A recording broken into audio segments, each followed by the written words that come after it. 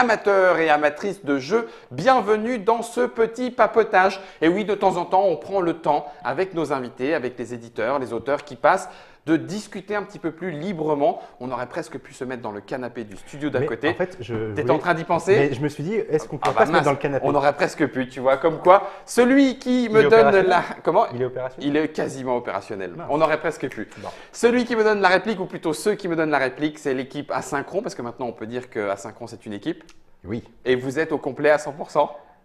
Non. C'est-à-dire, on complet là? Oui. Non. Non. Ah tiens, alors il y a donc Olivier. Salut Olivier. Bonjour Guillaume. Maximilien. Oui. Salutations. Mais alors du coup, il me manque… Sabine, Franck. Ah là, mais alors, bah, écoutez, 1000 excuses aux manquants. Donc Sabine qui s'occupe de… La comptabilité et puis un peu la gestion administrative. C'est le Franck. back-office. Et puis Franck qui s'occupe aussi, par exemple, quand on a des envois, de tout ce qui est logistique. D'accord. Et puis aussi l'aspect financier. Donc Asynchron, c'est une équipe de 4 personnes. Voilà, 4 personnes, temps complet, boum, vous travaillez ensemble. Non, Hop. pas à temps complet, mais… Mais autant que possible. Voilà. Alors du coup, ce petit papotage autour d'Asynchron, ça tombe bien, on revient d'Essen. Ça permet, c'est un petit moment aussi, comme le début d'année, quand on annonce un peu les projets à venir. Là, on est un peu en amont, mais on va en profiter. Comment s'est passé ce Essen pour Asynchron? Bien. D'accord, merci Guillaume. Question suivante. Non, alors bien parce que, Non, bien. que beaucoup de gens ont joué à vos jeux, sont repartis avec vos jeux, ou bien parce que du coup vous avez plein de projets dans l'escarcelle qui arrivent et dont on va pouvoir parler. Bien parce que en fait, on n'avait pas vraiment de nouveauté à Essen. D'accord. C'est-à-dire que Mare Nostrum, c'était une nouveauté pour Essen. Sauf que le jeu était distribué en magasin en France, les soutiens l'avaient reçu, donc du coup, ce n'était pas une vraie nouveauté pour Essen. D'accord. Donc on n'avait pas de vraie nouveauté pour Essen, du coup, on a présenté… Vous aviez Thunderbirds aussi sur le… Oui, on l'avait en démonstration, mais pas à la vente. D'accord, ok. Donc pour Essen, c'est bien d'avoir le jeu quand tu peux le vendre. C'était mieux aussi. C'est pas mal. Donc du coup, on n'avait rien de vraiment neuf. Donc on a présenté Mare Nostrum évidemment, on a présenté aussi dans un premier temps Thunderbirds parce qu'on avait envisagé de faire des précommandes mais ça marchait pas super bien donc du coup on a changé et on a mis un autre jeu, La Venise du Nord. D'accord. Et puis on avait aussi l'Aéropostale, alors ça par contre on était assez contents parce que c'est un jeu… Ça vous était demandé, il me semble. Il n'y a pas des gens qui Comme sont venus… Comme le jeu n'est pas encore présent sur le marché allemand, C'est ça. il est assez demandé et donc il y avait du une coup, attente. Essen, il y avait de la demande. Alors, Oui, il y avait une petite d'accord. attente et il y a eu un accueil assez… 2000 personnes. très- Ce qui était intéressant, c'est que c'est un jeu qui est sorti il y a 4 ans, je crois, de mémoire. Et du coup, il y a pas mal de monde qui est arrivé pour jouer à l'Aéropostale parce que, un, ils connaissaient le jeu et deux, ils le considéraient comme étant un bon jeu. Et comme on a fait une opération discount assez significative, grosso modo, les jeux partaient. D'accord. Ce qui fait que samedi midi, on n'en avait pas pris une grosse quantité. Mais samedi midi on n'en avait plus à vendre. Du coup, on a mis Quartermaster à la place. D'accord. Voilà. Donc, on est content parce que finalement, commercialement parlant, c'est un salon correct, D'accord. sans nouveauté. Ok. Donc ça, c'est plutôt Donc pas mal. ça se goupille bien. Et puis effectivement, après, on a des confirmations et des projets dont je ne pourrais pas parler maintenant. D'accord. J'espère que je je pourrais en reparler après Nuremberg, Ouais. puisque ça… Ça sera la confirmation de Nuremberg. pour Enfin, le moment en tout cas pour pouvoir en pour parler. certains, oui. D'accord. Juste, du coup, Olivier, tu parlais de l'Aéropostale. Oui. Est-ce que c'est quelque chose qui te donnerait envie de leur proposer, de le travailler, dans un avenir plus ou moins proche ou lointain? Je travaille sur une V2, Tu travailles déjà, c'est déjà le cas? dans ma tête. Ah d'accord. C'est pas pour tout de suite. Non, mais franchement, plus ça va et plus je me rends compte que on travaille les jeux vraiment comme des artisans qui fabriquent du vin. D'accord. C'est-à-dire qu'en fait, il faut du temps, il faut que ça mature, il faut que ça vieillisse, ça prend du temps. Et l'Aéropostale, j'y pense régulièrement, voilà. Ça évolue. Ça tu évolue. disais, la Et petite puis, tchac, à un moment petit tchac. donné, ça me paraît suffisamment évident pour que je prenne vraiment du temps à le concrétiser avec un prototype. Donc, c'est l'idée. Je ne sais pas du tout quand ça va arriver et si D'accord. ça arrivera. Mais en tout cas, oui. d'accord.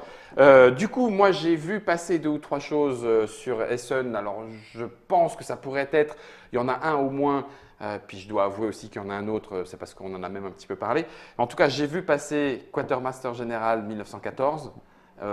Ça fait partie des projets de l'Escarcelle, puisque vous avez Quartermaster Général. Alors, ça fait partie des projets. dans la mesure où, on doit publier l'année prochaine la deuxième extension pour Quartermaster de Seconde Guerre mondiale qui s'appelle Alternative Stories. Donc, Alternative Stories, c'est deux choses. Oui, c'est deux choses. Premièrement, deux nouvelles nations qui ne sont pas jouées par des joueurs. Jamais. Non. Ça rajoute pas deux joueurs. Non, ça ne rajoute pas de joueurs. D'accord. La Chine et la France, Ok. qui sont joués principalement pour la Chine par les USA au travers de nouvelles cartes D'accord. et pour la France par le Royaume-Uni au travers de nouvelles cartes. Oh la vache! Sérieux, ils nous ont mis à la coupe des. Non, je plaisante. Avec leurs armées et tout? Oui. Ils auront leur petite. Voilà. D'accord. ok. Donc du coup, ça donne beaucoup plus de renouvellement dans les parties parce qu'il y a des régions du monde où on va peu dans la version de base, où on va aller un peu plus avec cette D'accord. version-là et ça fait vraiment, encore une fois, un vrai renouvellement. Mhm. Donc ça, c'est le premier volet. Le second volet, c'est simplement une règle, mais qui est assez excitante parce que du coup, comme on a Quartermaster, l'aéronaval qui rajoute des cartes et Alternative Story qui rajoute des cartes, on va pouvoir avoir du deck building. Donc en fait, on va construire son deck D'accord. en piochant parmi toutes les cartes. Ok. Voilà. Et pour la petite histoire, j'ai fait une partie par forum sur Board Game Geek. Ouais. Et donc, avec ce mode-là, je jouais l'américain. Et donc, du coup, j'avais décidé, puisque le deck de Alternative Story propose, je crois, 2 ou 3 nouvelles cartes de bombardement économique, de guerre économique. Donc, j'avais décidé de faire un rush économique sur le Là-dessus. Japon. D'accord. Bon, ça a très bien marché. Donc, ma stratégie a fonctionné. Ouais. Sauf que ma deuxième étape, J'aime c'était bien le mais. oui, ma deuxième étape était d'assécher le Japon le plus rapidement possible, parce que les cartes de bombardement économique dans Quartermaster, ça permet de défausser la pioche adverse. Et ma deuxième étape, c'était évidemment d'occuper le Japon. Ok. Sauf qu'il avait quand même mis quelques cartes riposte en face, Aïe. et que ça coûte très cher à l'américain de débarquer au Japon. Ouais. Et j'ai réussi à débarquer au Japon, Et mais puis, quand tu t'en es pris dans les non, dents. non, Pas tant que ça. je l'ai asséché au 12e tour. D'accord. Non, mais imagine, Au deuxième au tour, 12e tour, le Japonais n'a plus de cartes. il avait plus. Sur 20 tours. Il est mort. Non, parce qu'il lui reste des cartes riposte. Et malgré tout, toi, si tu veux casser ses flottes, c'est des actions. Si tu veux casser ses armées, c'est des actions. Donc, D'accord. ça prend du temps. Ce qui fait que j'ai réussi à débarquer au Japon. Malheureusement, ça ne s'est pas très bien placé pour mes coéquipiers. Ce qui fait qu'à la fin, on perd, même si ma stratégie était conforme À ce que tu attendais. à mon deck que j'avais construit D'accord. moi-même. Voilà. Ok. Donc ça, c'est super Donc, c'est ce intéressant. que permet Voilà. le deuxième niveau. Donc du coup, Quartermaster. notre idée, c'est de faire un pack. Ah oui. Un pack, puisqu'on va tout produire en même temps. Ok. Donc c'est de reprinter Quartermaster. Oui. Et notre idée, ça va être de changer un peu la façon dont on veut voir les choses, parce qu'on voudrait vraiment diffuser Quartermaster plus largement. D'accord. Parce Lui faire que rencontrer un nouveau public. Je pense qu'il peut avoir sa place dans Dans une du bibliothèque. Cultura ou Ouais. tu vois, dans des chaînes de magasins, parce que c'est quand même assez simple comme jeu et puis c'est un thème intéressant. Et donc du coup, on va ressortir l'aéronaval de la boîte Ah oui. pour baisser le prix. Et l'intégrer Et pour dans voilà, avec un Alternative Stories. non. L'aéronaval. Ah là, d'accord. Oui, non, en fait, on va sortir Aéronaval pour avoir une boîte moins chère, en prix public. On va retravailler la couverture pour avoir quelque chose de plus Sexy. sexy, on va dire ça comme ça. De moins sombre, hein, parce qu'elle est un peu austère, cette couverture. Oui, alors après, on pourrait en discuter longtemps. D'un autre côté, moi, j'ai toujours trouvé que cette couverture me renseignait sur le jeu. Enfin, dans le sens où, ok, en regardant le cover, le facing, je sais que c'est pas un jeu où on va se taper dans le dos et puis se raconter des blagues autour d'un machin qui fait poète-poète. Bien sûr Il y a que la peut-être après un Bien- entre-deux, hein, bien sûr. Mais Bien c'est sûr pour que dire la- que. Bien sûr que la nouvelle couverture, c'est pas pour en faire un party game. D'accord. Mais je veux une ligne graphique plus claire, plus dynamique. D'accord. Et moins comment dirais-je, Statique, posée, oui, comme elle est. moins sombre d'une certaine manière. Voilà, donc l'idée c'est d'avoir quelque chose qui va pouvoir être diffusé plus largement avec un prix réduit et du coup sans doute de faire un pack d'extensions avec Aéronaval et Alternative Stories. Alternative Stories. Et dans le même temps, Oui. effectivement, de publier la version française de Quartermaster 1914. Puisqu'on va avoir le même type de boîte, on peut faire une économie d'échelle avec le thermoformage, puisque le thermoformage qu'on a fait pour Quartermaster Seconde Guerre mondiale, on peut mettre le même dans Quartermaster Première Guerre mondiale. D'accord. Voilà, tout un ensemble de choses qui font qu'on voit ça comme un pack complet. Ouais. Et on en profitera pour... Maximilien s'y attendait, s'y préparait. mais je vois- J'espère qu'il allait. Je vois le doigt qui. Je vois le doigt qui fait ça, je dis ok, je vais y penser, je vais le faire. Et donc on en profitera aussi pour satisfaire ceux qui souhaitaient récupérer les cartes avec les corrections. D'accord. Donc, on n'a pas encore complètement modélisé, mais l'idée, c'est qu'on trouvera un moyen pour que ceux qui le souhaitent puissent récupérer gratuitement ces cartes, dans la mesure, évidemment, où ils sont intéressés par Alternate History. Oui, par exemple. par l'extension. Le deuxième que j'ai pu voir passer sur Essen et dont on a un petit peu discuté, est-ce qu'on peut en rediscuter maintenant à l'antenne, c'est toi qui vas me le dire. On a vu ressortir à nouveau chez Phalanx Hannibal. Et c'est quelque chose qui rentre un petit peu visiblement bien dans la gamme histoire que vous pouvez avoir. Est-ce que ça sera le cas? Oui. D'accord. Oui, on va le faire. On va a priori, on va rejoindre une campagne de financement participatif et qui serait menée par Phalanx. Ça Phalanx, d'accord. En fait, on va faire la même chose, mais à l'envers, par rapport à Mare Nostrum. Mare Nostrum, on a associé des partenaires pour qu'ils rejoignent la campagne. Là, Phalanx nous associerait pour qu'on rejoigne la campagne pour la version française, sachant que, à mon avis, ce sera assez intéressant d'y participer. La raison en est la suivante, c'est que ils vont publier une boîte dans laquelle on va avoir d'un côté Hannibal et de l'autre Hamilcar. D'accord. Qui n'est pas à proprement parler une extension, qui est vraiment un second jeu. Une autre façon de jouer. Totalement revu de façon à... Ah, en plus, ils l'ont retravaillé. Oui, non, c'est vraiment, ce sont deux jeux. C'est plus une extension. Ce sont deux jeux différents. Hamilcar étant le descendant d'Hannibal. Donc, c'est deux périodes historiques qui se juxtaposent, mais ce n'est pas exactement la même période. Ce n'est pas exactement le même théâtre d'opération, même si on retrouve évidemment l'Italie. Bref, tout ça pour dire que ça va nous faire un jeu qui va être aux alentours des 80 €. D'accord. Donc, c'est assez cher pour un jeu. Mais il y a deux jeux. D'accord. Voilà. Donc, du coup, je pense que la campagne Kickstarter sera attractive de ce point de vue-là. Avec ça. Du coup, je vais lancer la question forcément la moins évidente par rapport au Kickstarter. Pourquoi choisir, c'est une vraie question ouverte, pourquoi rechoisir Kickstarter ou continuer avec Kickstarter en sachant que il y a une difficulté là-dessus sur la communication et les éventuels délais, etc. On sait que du coup, c'est un petit peu piégeux. On a reçu il n'y a pas très longtemps l'équipe de Mythic Battle qui dit ouais alors bon du coup on préfère annoncer même éventuellement large même si on sent qu'on a l'impression d'être prêt mais on ne veut pas y aller parce que on sent que c'est piégeux. Je vais être extrêmement clair. Kickstarter c'est avant tout des gens qui se disent ce projet m'intéresse, j'ai envie de le soutenir. À partir de là, il faut accepter qu'il y ait du retard. Donc pour toi, ça fait partie des paramètres à envisager dès le départ. Si tu considères que tu ne supportes pas qu'il y ait du retard, tu ne soutiens pas. C'est trop risqué de soutenir. Non, mais voilà, si toi tu considères qu'il y a un paramètre retard qui te pose un souci, pas de problème, tu ne soutiens pas. On ne force pas les gens à soutenir. On cherche des gens qui vont nous soutenir parce qu'ils ont envie de nous soutenir. Évidemment qu'il faut que le retard soit… compréhensible. En fait, compréhensible. Alors ça, compréhensible, je suis d'accord que là, on a peut-être un travail de communication à faire pour expliquer le pourquoi du retard. Ça c'est clair. Mais le retard existe.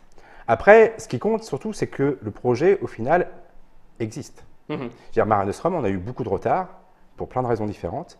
Mais au final, on a une édition qui mérite, entre guillemets, ou qui justifie qu'on puisse avoir un tel retard. Là, pour Hannibal, c'est encore autre chose. Parce que c'est Phalanx qui donne le là. C'est pas nous qui décidons de faire une campagne Kickstarter. Donc c'est Phalanx qui donne le là. Vous décidez de vous y associer. On les rejoint. Et encore une fois, on les rejoint. Et encore une fois, ceux qui souhaitent nous soutenir nous soutiennent. Ceux qui ne veulent pas prendre le risque d'avoir un retard. Mais si le retard fait partie des éléments déterminants dans la décision. Ce qui n'est pas possible, c'est d'envisager une date qui sera absolument tenue. Parce qu'il y a trop d'impondérables pour que finalement ce soit absolument tenu. Tu vois, par exemple, le 7e continent, ils avaient annoncé une date vraiment très très éloignée en prétextant du fait que elle était tellement éloignée que de toute façon il n'y aurait pas de retard, et il y a un retard. Donc, je veux dire, ça fait partie du jeu. Forcément. Pour toi, il y a trop d'impondérables pour que en dehors peut-être de petits jeux, puisqu'il y a des petits jeux, il y a certains jeux qui arrivent à tenir un peu leur délai, mais il y a trop d'impondérables sur un gros projet. Un truc important. De deux choses l'une. On ne peut pas vouloir le beurre et l'argent du beurre. Soit tu as tout fait en amont. Oui, c'est ça. Et dans ce cas-là, si tu as tout fait en amont, tu es quasiment prêt. Pourquoi tu fais du Kickstarter? Je veux dire, si tu te fais en amont, tu fais une précommande, tu vois. Parce qu'il n'y a plus rien qui peut se décider ensuite. Il n'y a rien qui évoluera en fonction de la campagne. Donc si tu as tout préparé en amont, Ouais. c'est quoi? Parce que préparer en amont, ça veut dire quoi? Ça veut dire avoir payé les illustrations, avoir payé tout plein de choses, tout plein de postes, sauf la production, certes. Mais enfin, voilà, tu as tout payé, Tout est avancé, tout est prêt. tout est décidé. Et après, tu déroules ta campagne, les gens en face, ah ouais, mais si on faisait ça, non, on ne peut pas faire ça parce qu'on a tout C'est préparé. déjà prêt. Voilà. Ouais, Donc, soit tu fais ça, uh-huh. dans ce cas-là, il n'y a plus d'objet du Kickstarter. À part sortir une édition luxueuse d'un jeu qui n'existerait pas forcément sans Non, le à part financement. simplement, Ça veut dire qu'elle serait déjà prête. Oui, bah en tout cas qu'elle est déjà envisagée. Qu'elle est déjà, je comprends ce Non, que et tu puis veux même, dire. c'est d'une certaine manière, comment dirais-je, c'est pas honnête. Parce que après tout, si tu fais ça, ça veut dire que finalement Kickstarter se sert pour le coup purement d'outils de précommande pour que les gens en face aient un Oui. prix attractif. C'est effectivement déjà pour certains Et si projets, tu fais une ça, vraie c'est- campagne de financement participative et donc tu fais participer les gens pour que tu aies un peu de feedback, Mhm. ça veut dire que tout n'est pas prêt en amont, qu'il y a encore des choses à décider et que ça, il peut y avoir des impondérables. Et là-dessus, il y a des impondérables. Donc du voilà, coup, encore une fois, Phalanx, quand tu choisis de soutenir, tu choisis de soutenir en connaissance de cause. Et moi, je le dis clairement, il y a des risques. on mettra toujours plus de temps qu'on l'a envisagé. Prévu au départ. Voilà. Mais à partir du moment où c'est dit, Mais D'accord. c'est une loi, je crois. C'est- On connaît ça. La loi de Murphy. Oui, ouais. Est-ce que du coup, Phalanx, Quartermaster 1914 et le travail qu'il y a autour de Quartermaster, ça, ce sont des projets sur 2017, Oui. peut-être. Oui, oui. Voilà, 2017. Est-ce que vous avez d'autres Oui. cartes dans la manche? alors, en fait, L'arbre. oui, alors je vais parler d'abord de Localisation. je vais parler D'accord. d'abord de la partie localisation. Parce qu'en fait, il y a trois volets. Il y a la partie localisation, il y a la partie édition à 5 ans et il y a la partie reprint, qui n'est pas anodine. D'accord. Donc, sur la partie localisation, on a parlé de Quatermaster, on a parlé d'Hannibal. Mhm. Donc, ça, c'est notre partenariat avec Phalanx pour Hannibal et puis notre partenariat avec Yann pour Oui. Quatermaster. Après, on a aussi notre partenariat qui court avec Academy Games. Academy Games, bien Donc sûr. là, je ne donne aucune date parce qu'on n'en sait rien. On ne sait pas. On D'accord. sait juste que on est positionné pour publier prochainement 1750. French and Indian Wars, donc la guerre de conquête entre les Français et les Anglais en Amérique du Nord. Dans la collection, Birth of America, c'est ça. donc après 1812 et 1775, Mhm. qui est aussi dans cette même collection Birth of Europa, Ah. Vikings. Excellent. D'accord. En card driven, Ouais, mais Elco, c'est- mais en fait, quand tu sais jouer à 1812, tu sais jouer à 1775, tu sais jouer à 1754, la guerre de conquête, tu sais Et- jouer à Vikings. Il y a juste 5% de règles qui font que c'est oui, pas le même jeu. la particularité de l'un et de l'autre. Entre Viking et la série Birth of America, il y a un petit peu plus de changements, même D'accord. si la base est tout le temps la même, mais là, il y a quand même il y Ouais. a un plus gros Ah, shift entre allez, les deux. 8 à 10%. Voilà. Voilà, sachant Donc que, là, on est dans la localisation et la continuité sur ces gammes-là Oui. du Birth of America or, Europe. ou Europa. C'est ça. Et toujours avec Academy Games, donc la sortie de la deuxième édition d'Orage d'Acier. Donc, Ok. dans la série Conflict of Heroes. Ouais. Donc là, on avait Conflict of Heroes, la deuxième édition de Awakening the Bear, donc le Mhm. réveil de l'ours. On avait aussi le solo pour Ouais. Awakening the Bear. On avait aussi le générateur de scénario. Mhm. Et là, on a Guadalcanal qui Ouais, est sorti. qui est sorti, qui donc, vient de sortir. qui a très bien marché. Ouais. On a déjà plus beaucoup. Et donc l'année prochaine, il est prévu Orage d'Acier. Le retour. Sachant que dans les deux cas de figure, on est censé, mais alors je prends des énormes guillemets, avoir aussi le module solo De Guadalcanal. de Guadalcanal. Ah oui. Waouh. Moi, dernière Bon, nouvelle, bon, alors, Guillemets. guillemets, parce qu'avec Academy Games, on ne sait jamais. Malgré tout, il faut savoir que le gros travail de développement a été fait. D'accord. Le module solo, le moteur, le moteur du module solo a été fait. D'accord. Donc, si tu veux, faire le solo de Guadalcanal va demander infiniment moins de temps parce que c'est du paramétrage. Tu ne mets pas les mains dans le cambouis. L'équilibrage, je mets Voilà. pas les mains dans le coin. Ça Donc, marche. Ça, c'est pour la partie localisation. Je crois que j'ai rien il oublié. y avait Race to Moscow, la suite Ah oui, de oui, Race oui. to La suite de Rhine. Rest of Oui. Berlin. Parce Ah que ouais. Rest to the Rhine, bon, il nous en reste quasiment plus. On a discuté avec Phalanx et puis Ça s'arrêtera là. oui, parce que je préfère faire un tirage plus important de Rest Tu to me Moscou l'expliques. plutôt que de reprinter Rest to the Rhine. D'accord. Donc ça, c'est pour nos Localisations. partenariats et nos localisations et nos partenariats qu'on suit donc au fil de l'eau. Au fil de l'eau. Module édition. Module édition, donc là, on a deux nouveautés pour l'année prochaine. On a donc l'arbre L'arbre. qui sortira à Cannes. À Cannes, d'accord. Sortie Cannes française, mondiale.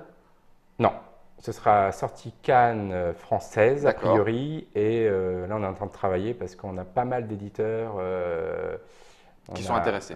D'accord. On a pas mal Alors de pour cartes. ceux qui, bon, c'est rigolo parce que ça fait partie dans la lignée. Alors dans la lignée ne veut pas dire une fois encore aller trop vite à ranger un jeu dans une case. Hein.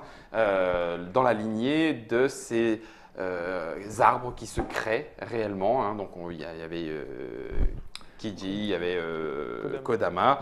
On n'est pas du tout dans le même jeu, mais pour y avoir joué, c'est vrai qu'on a malgré tout cet arbre qui se développe peu à peu, qui est construit.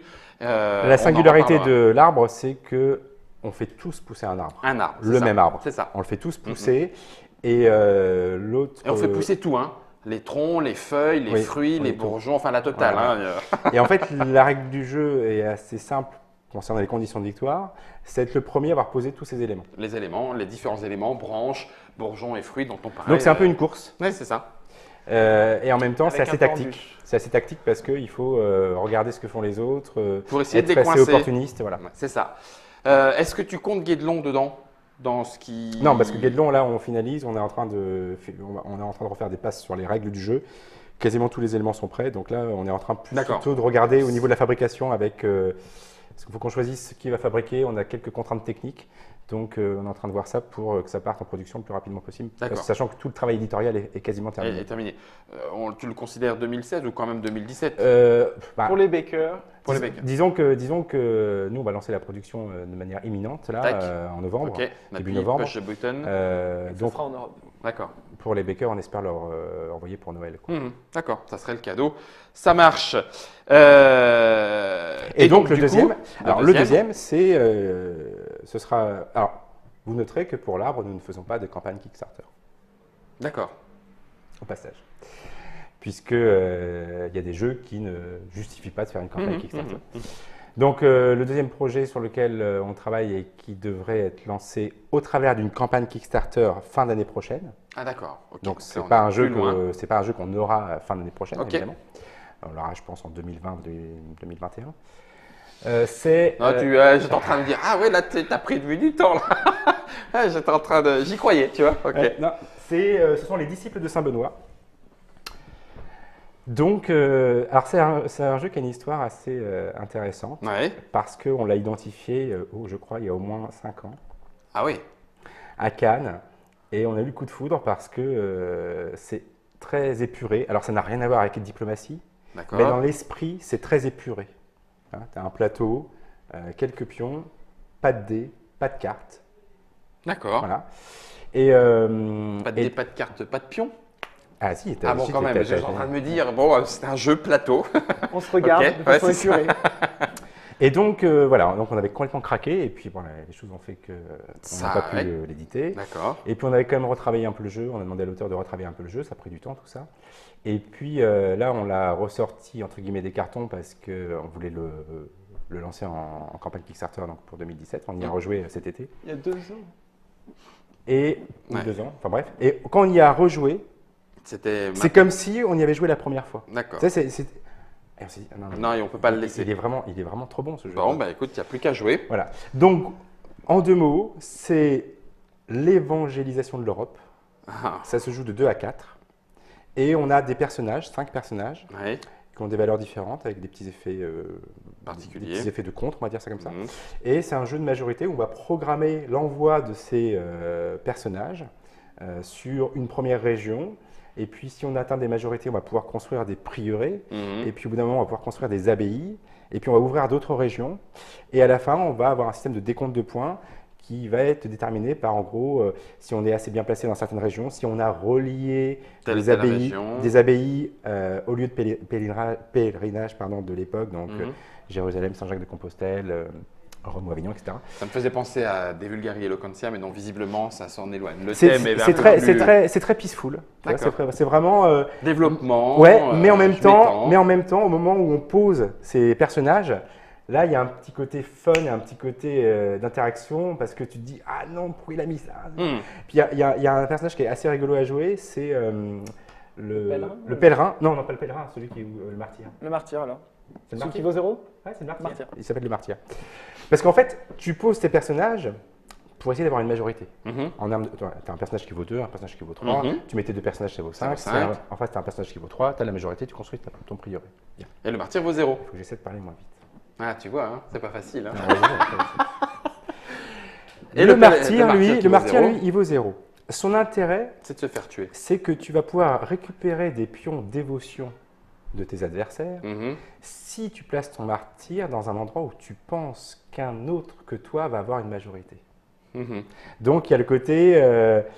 Vas-y, je te la laisse, la majorité. voilà, donc, Double guessing. Ouais, Enfin, il là, guessing. il va y aller. Donc il y a effectivement cette notion de programmation de double guessing. Et puis, sur un plateau, on va vraiment, vraiment travailler à fond au niveau graphique parce qu'on veut que ce jeu soit juste magnifique. Et pourquoi un Kickstarter? Tout simplement parce que on a commencé à modéliser les bâtiments. D'accord. Qu'il y a 4, on peut jouer de 2 à 4, qu'il y a 4 ordres différents. Que je souhaite que les bâtiments soient différents pour chaque ordre. D'accord. Et que donc tout ça, évidemment, ça va demander un certain budget et que la campagne Kickstarter a du sens, de mon point de vue, pour ce type de projet. Pour ce débat. Tout comme c'était pour Mare Nostrum et les Légions. Ça roule. Donc là, on était sur le pôle édition. Ouais. Ça marche. Il y en avait d'autres. Et ben non, après c'est le reprint, C'est les reprints, troisième pôle. qui n'est pas anodin parce qu'on doit reprinter là très prochainement Freedom, qui est en D'accord. rupture, Oui. un jeu coopératif sur Très bon sur l'abolitionnisme. la fuite des esclaves Tout à et fait. l'abolitionnisme. Mare Nostrum, puisque on est en rupture. Donc reprint. Donc, Y reprint compris, Mare Nostrum. bien évidemment, l'extension Atlas, les jetons Ouais. poker. Non. Enfin, les jetons. Non, Non. les jetons étaient. Tout ça, c'était associé à la campagne Kickstarter. D'accord. Donc, ce qui est sûr, c'est qu'on a besoin de reprinter Mare Nostrum et Atlas. Mhm. Pour le reste, on n'a aucune visibilité, c'est pas sûr qu'on le fasse. D'accord. Et ça n'a même pas de sens, à mon avis, qu'on le fasse, immédiatement en tout cas. Donc, il n'est pas prévu. Voilà. Ce qu'on D'accord. aura par contre en nouveauté là pour décembre, les tapis. Donc, ouais, donc Comme fief. voilà. Bah, en fait, là, on a les nouveaux tapis à la fois pour Mare Nostrum et pour Fief. D'accord. Enfin, on a le nouveau tapis de Fief et le tapis de Mare Nostrum qui ont la même dimension. Donc là, ils seront disponibles en décembre. D'accord. Sachant Novembre pour que Fief. le tapis de Fief, en fait, on a la même taille que le tapis de Mare Nostrum. On a intégré le petit plateau croisade Mhm. et toutes les aides de jeu. Donc, avec le tapis de Fief, que tu aies Fief ou les extensions, tu peux jouer avec Tu ce tapis. resteras. Ça Voilà. restera jouable. Et en D'accord. parlant de Fief, donc il faut aussi qu'on réimprime Fief parce qu'on est aussi proche de la rupture. Et là, l'idée, par contre, c'est pas un simple reprint. L'idée, c'est qu'on va changer le plateau. De fief. Oui, parce que là, en fait, c'est un plateau abstrait. C'est une région, oui, une Oui, région c'est complètement qui- abstrait. qui n'est nulle part. Mais Non, enfin, voilà. oui, on peut. Oui, après, j'imagine qu'en termes de jeu, ben, ça permettait d'être équilibré. Si tu changes le plateau, tu changes pas On l'équilibrage. change pas l'organisation. Alors, On le a le nouveau même plateau, c'est où? C'est la France. D'accord, donc là, tu dis maintenant, on joue chez nous. On joue chez nous, sachant que le travail a été fait par un fan de Fief qui a fait un superbe travail. C'est-à-dire qu'il a réussi à redécouper pour avoir quelque chose qui n'est pas complètement historique, mais enfin, on retrouve le. Alors, je vais dire des bêtises, hein, sur la période en histoire, je suis pas fort, mais genre le duché de Bourgogne, le comté de Normandie. Enfin, voilà, on retrouve des choses qui Des données historiques. pouvaient exister, pas forcément exactement au même endroit à la même période, mais où il y a quand même plus d'immersion Mhm. parce qu'on a le plateau de la France Ouais, d'accord. médiévale. Voilà, et donc évidemment qu'on produira plus d'exemplaires de ce plateau pour ceux qui souhaiteraient, ayant l'édition déjà Fief, actuelle, bah oui, bien sûr. de simplement pouvoir changer le plateau. Tant mieux. Je comprends. Juste la question que là, ça vient d'un travail qui est fait par un fan. Mhm. Du coup, la question est peut-être bête, hein, vraiment, hein, mais du coup, c'est lui qui a les droits de ce travail-là, même si c'est sur un jeu dont il n'a pas les droits. Tu vois ce que je veux dire? Ouais, alors ça, en termes de droit d'auteur, c'est un peu complexe. Ouais, c'est ça, je veux bien le croire. Après, moi, je lui ai simplement demandé, je lui ai dit, voilà, on a envie de faire ça, est-ce que je peux utiliser ton travail? Et il m'a dit, oui, ça lui fait plaisir qu'on utilise son travail, entre guillemets, parce que c'est un peu une reconnaissance. Mhm. Voilà, après, on aura un geste pour lui, mais ça rentre pas, on va pas faire un contrat pour ça, clairement. Ah quoi. oui, d'accord. Ok. Enfin, en tout cas, pour l'instant, c'est pas C'est pas comme ça que c'est prévu. C'est pas Non, comme mais ça que c'est prévu. C'est pour ça que je Mais posais on la pourrait. question, parce que ça On sort. pourrait. Tu te dis, waouh, c'est un travail de création, ça Tout à fait. s'entend, avec une propriété qui entre guillemets, lui revient. C'est fait sur un jeu préexistant, propriété de Monsieur Mouchebeuf, etc., etc. Donc tu fais, waouh, ah oui, c'est vrai que ça commence à devenir compliqué. Il faut, t'imagines, les accords de l'un, de l'autre. Bon, bref. Oui, c'est un peu compliqué, mais on y travaille parce que c'est un sujet qui m'intéresse beaucoup. D'accord. parce que je pense qu'on est complètement à côté de la plaque en termes de droits d'auteur en France. Ah ouais? Oui, parce qu'en fait, Je sens qu'on va faire un débat à Trick-Track. Il va y avoir des choses à dire. Non, mais en fait, je veux dire, le droit d'auteur tel qu'on le pratique en France, enfin de ce que j'en connais en tout cas, est inspiré du droit d'auteur pour les livres. Oui. Voilà. Et c'est quelque chose qui avait du sens il y a peut-être 15-20 ans, parce qu'il y a 15-20 ans, tu avais un auteur de jeu qui amenait son prototype, et puis les illustrations, c'était peut-être son copain, et puis en gros, il gérait tout seul son projet. Limite, l'éditeur prenait ça, l'éditait, c'était fini. Mhm. Maintenant, quand on C'est travaille plus sur le un cas. projet comme Mare Nostrum, il y a combien de personnes qui travaillent? Oui. Tu vois, qui est auteur de quoi? C'est Oui. plus simplement, il y a l'auteur qui est auteur du jeu, de l'œuvre, mais un designer, Mhm. un graphiste peut être considéré comme auteur de son design, l'illustrateur, Ouais. il y a tout un ensemble de droits d'auteur, donc en fait ça fait beaucoup plus penser à un jeu vidéo Oui. avec plein de personnes qui participent, Oui. et du coup le droit d'auteur pour le jeu vidéo n'est pas du tout le même que le droit d'auteur pour le jeu de société tel qu'il est appliqué actuellement. Mais C'est un droit d'auteur, enfin c'est quelque chose de composite, Ah. c'est une œuvre collective Ah. dans laquelle évidemment chacun s'y retrouve, donc c'est assez compliqué, Oui. mais je pense que c'est là-dessus qu'on va sur les gros projets. Mhm. Parce que sur des projets qui font participer 10 personnes, Mhm. il faut bien que chacun s'y retrouve. Non, mais ça restera intéressant parce qu'il y en a pour qui c'est un travail de commande, quand bien même ce serait un travail de création, mais c'est un travail commandé, là où effectivement le travail créatif ou de départ, il n'est pas commandé, il est proposé. Ça pourrait être aussi un, tu vois ce que je veux dire, entre quelqu'un qui a dit, alors je souhaite Que avec tu un me fasses directeur artistique que tu me cahier des fasses telle charges. chose, tel cahier des charges et tout, et puis l'autre qui arrive en disant, voilà, j'ai créé, alors bien évidemment pas ex nihilo telle chose, mais ça pourrait donner un débat encore. En termes de propriété intellectuelle, le droit d'auteur doit être reconnu pour tous en fait. En tout cas, c'est vrai qu'on peut reconnaître le travail qui est fait par un tel et Il y a un tel, pas- un tel, il y a- tel ou tel. Et c'est comme ça que ça marche pour une certaine partie du jeu vidéo. Donc là, on était sur le reprint, donc ça fait De déjà Fief. différents reprints, et Donc, plus un peu de Freedom. retravail, puisque Voilà. Fief arrive avec le tapis, Ouais. etc. Ouais. Et puis il y en a d'autres pour Bah, clore déjà. là, on a fait le tour, mais Ah oui. ça fait quand même 11 projets pour l'année prochaine. Et Ça, c'est sans compter des choses qu'on n'a pas forcément dit parce que ça Bah va non, peut-être arriver. tu l'as dit, Nuremberg. On verra Nuremberg. Même si c'est peu probable pour cette année, Oui. mais par contre, on a un jeu là sur lequel on travaille, mais je ne veux pas trop en dire grand-chose. D'accord. Mais lui, il pourrait très bien arriver pour la rentrée 2016, quoi. Donc on a au moins 11 projets. 2017. Septembre. 2017, pardon. Oui. Donc on a 11 projets sur lesquels on travaille, sachant qu'à côté de ça, on travaille déjà sur 2018 pour au moins 2 gros projets Kickstarter. D'accord. Ça, c'est sans compter les au moins 5 ou 6 projets dont je ne parle pas parce que c'est pas encore complètement Mon abouti. Dieu. Donc Bon. tout ça pour dire que on va sans doute, on a besoin d'étoffer l'équipe.